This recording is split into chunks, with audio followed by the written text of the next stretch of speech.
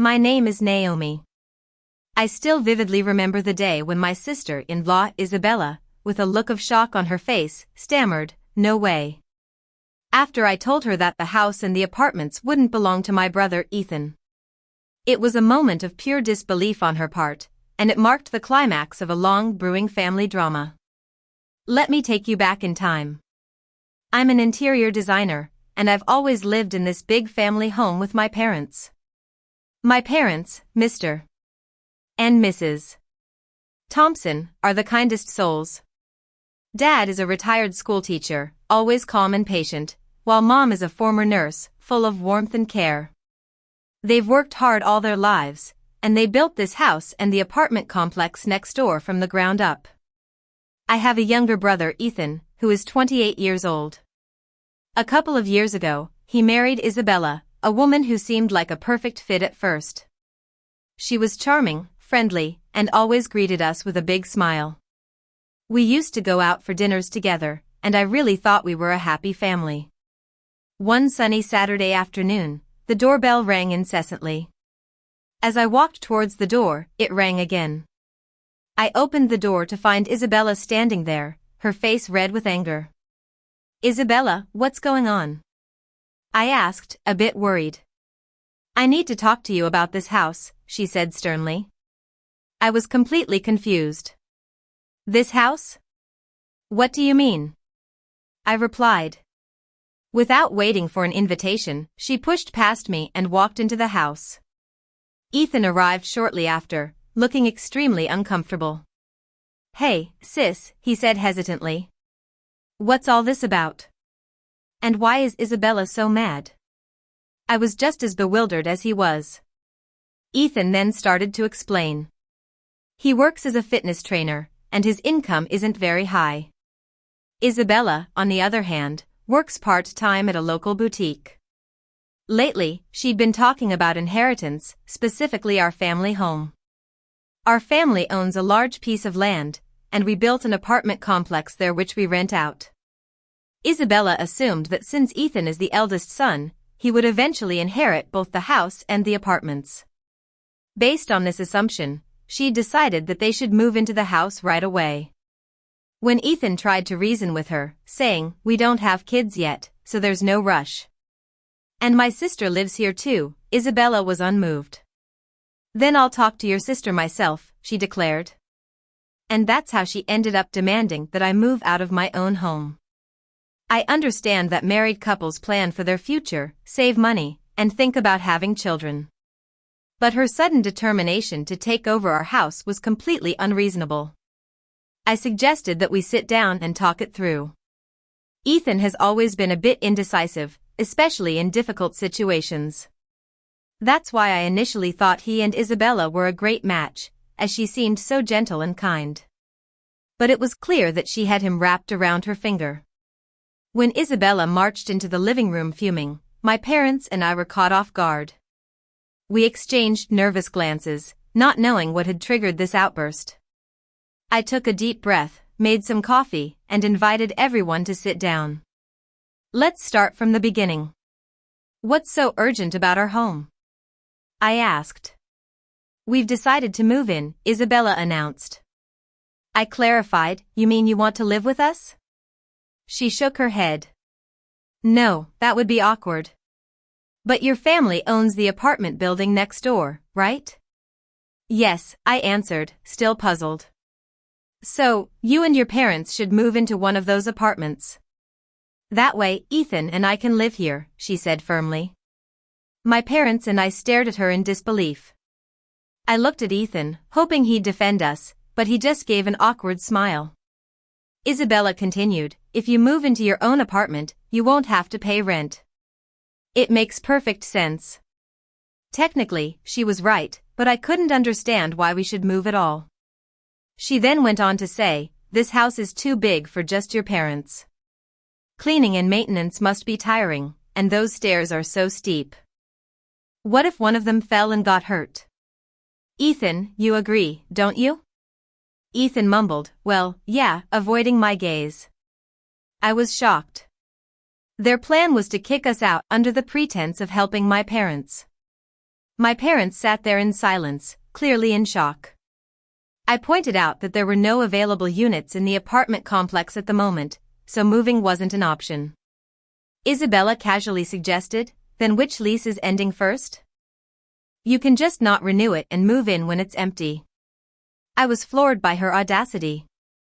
"Isabella, why should we move into an apartment? My parents plan to spend their retirement here.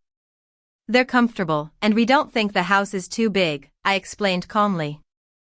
Isabella let out a long sigh. "It's only natural. Ethan is the eldest son. This house and the apartments will belong to him eventually. If we have kids, we'll need more space. It's better to move in now and get used to the place," she said. My mom asked, "Are you pregnant?" Isabella replied, "Not yet, but we might have kids in the future." So, she was demanding that we give up our home based on the possibility of having children someday. I turned to Ethan. "Did you talk about this beforehand?" He just shrugged and gave a weak smile. It was obvious that Isabella was the one pushing this idea. I said firmly, "I think there's a misunderstanding. This house and the apartments don't belong to Ethan." Isabella's face contorted in shock. "What? What are you talking about?" I took a deep breath and explained, "The house and all the rental properties are under my name. Ethan won't be inheriting them." She murmured, "No way," completely taken aback. She protested, "But it's tradition for the eldest son to inherit everything." At that moment, my father spoke up. "Your mother and I built this house and the apartments. But when we faced financial difficulties, it was Naomi, who was doing well in her career at the time, who stepped in and took over our debts."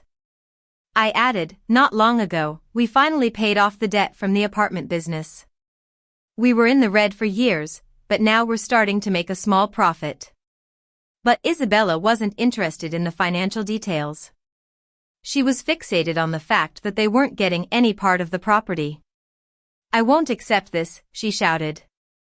"If that's the case, we should at least get a share of the apartment income." Her sense of entitlement was astonishing. "Absolutely not," I said coldly. Isabella wasn't ready to give up. "Fine. Next time I'll bring my parents," she declared before grabbing Ethan and storming out of the house. I was so frustrated. This whole mess could have been avoided if Ethan had just stood up to her. Sure enough, a week later, Isabella returned with her parents, Mr. and Mrs. Harris. We gathered in the living room, and once again, we explained the situation in detail. Her parents listened quietly, nodding occasionally.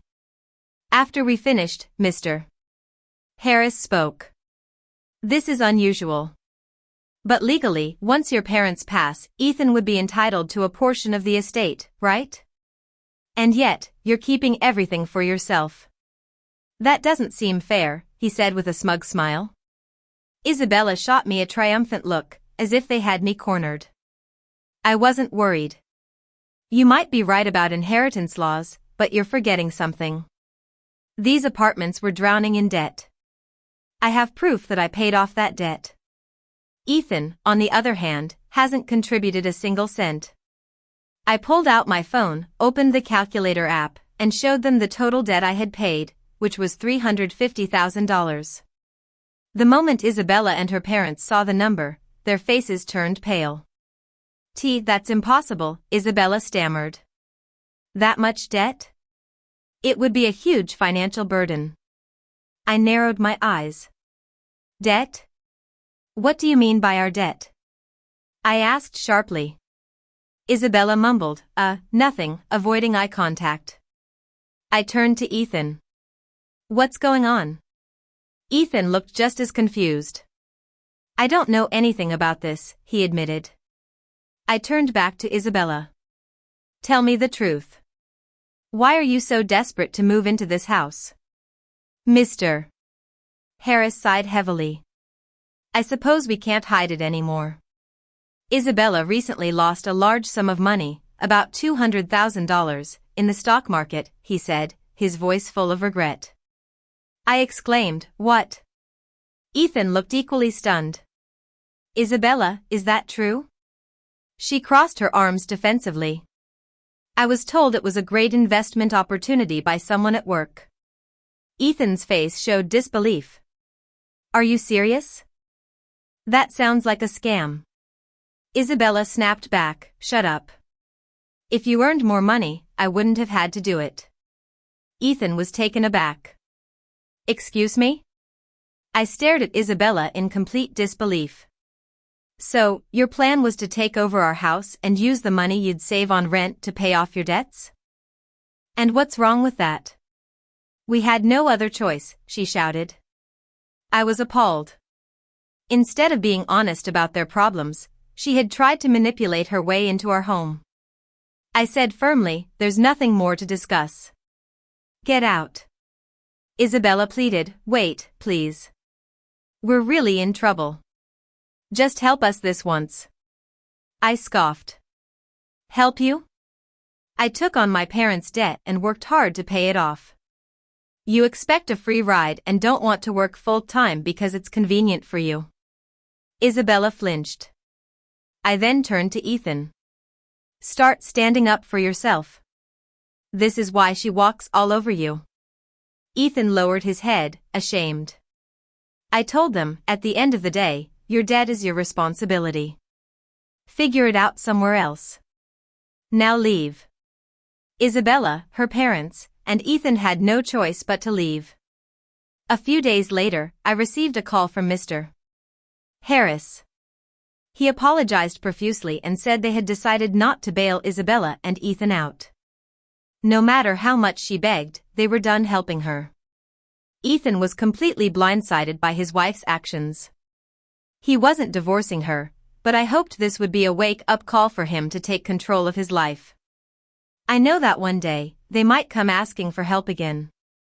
But when that day comes, my answer will be the same. No.